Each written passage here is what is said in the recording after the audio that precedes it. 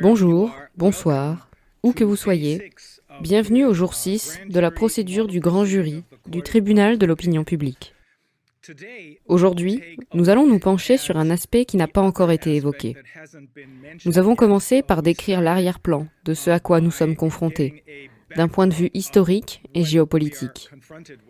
Ensuite, nous nous sommes intéressés au test PCR, et nous avons appris en quoi il ne peut rien prouver sur les infections, et qu'il existe des méthodes alternatives de traitement.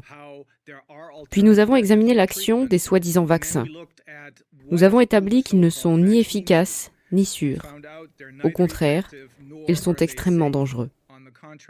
Aujourd'hui, nous allons aborder un sujet complètement différent, qui mérite que l'on s'y attarde, et qui est lié à tous les effets secondaires, toutes les réactions indésirables, qui ne peuvent plus être mises sous le tapis. Mais avant d'entrer dans le vif du sujet, le juge Ruy de Fonseca y Castro va nous résumer la dernière session. Monsieur le juge.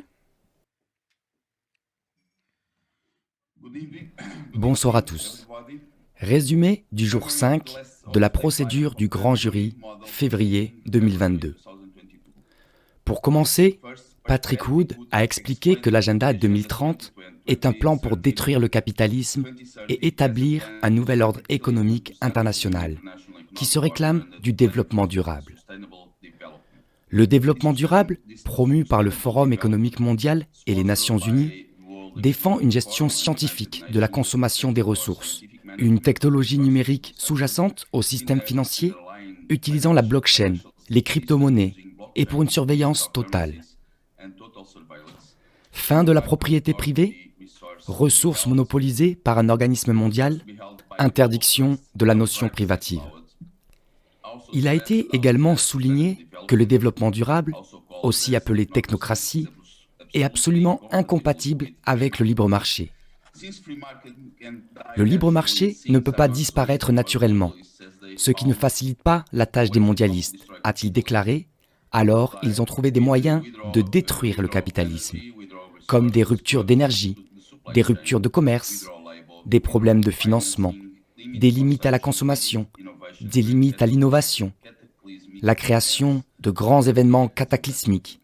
Et ils ont créé des slogans pour vanter le nouvel ordre économique que nous voyons régulièrement, comme « Vous ne posséderez rien et vous serez heureux »,« Repartir à zéro » et « Reconstruire en mieux ».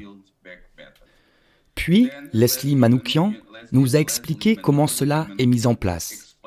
La démolition contrôlée à la fois de nos systèmes politiques et de nos systèmes économiques, via la confiscation du pouvoir, le contrôle centralisé des entreprises, des actifs et des ressources naturelles, par des dirigeants non élus et non redevables, des élites super riches, tandis que la classe des serfs, sans aucune ressource, subit la réinitialisation du système politique et financier. Pourquoi cela se produirait-il maintenant aux États-Unis ? Parce qu'à la suite de la crise financière de 2008-2009 et de l'explosion de la dette américaine, il y a eu des problèmes de solvabilité des fonds de pension américains. La crise du marché repos en 2009 et les difficultés des pays en développement endettés en dollars. En Europe, la situation est similaire. La crise économique de 2008-2009 n'a pas épargné les banques et la dette européenne n'a pas été consolidée. La Banque centrale européenne détient plus de 40% de la dette européenne. Il y a des taux d'intérêt négatifs depuis 2014 et les systèmes de retraite publics ont des problèmes de financement. Cette situation ne peut plus perdurer longtemps et si l'on veut contrôler la population, on doit se débarrasser des petits employeurs. C'est pourquoi les petites entreprises sont en train d'être détruites. La crise du Covid n'était qu'une excuse pour cela. Dans le même temps, l'industrie pharmaceutique achète de l'influence dans la médecine, dans la politique et dans les médias. Comment vont-ils parachever cela ? À travers une crypto-monnaie émise par une banque centrale. C'est ce qui est planifié à travers des transitions forcées, un revenu de base universel, l'élimination des petites et moyennes entreprises à travers le secteur bancaire et les big tech, la disparition de l'argent liquide et la surveillance. La raison principale pour laquelle tout ceci est couvert est la mauvaise gestion.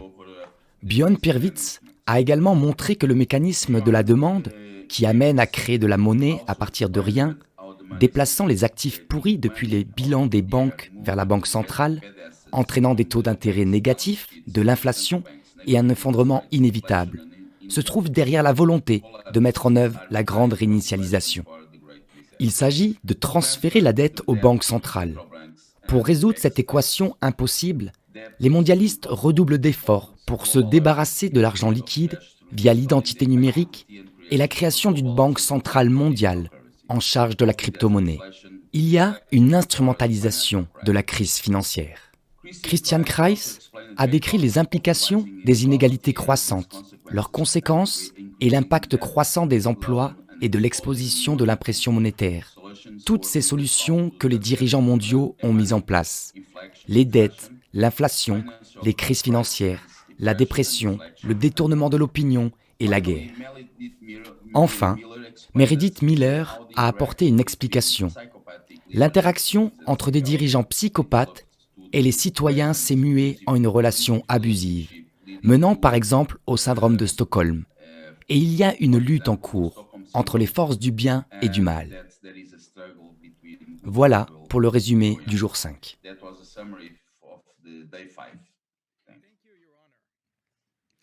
Merci, Votre Honneur. Et maintenant,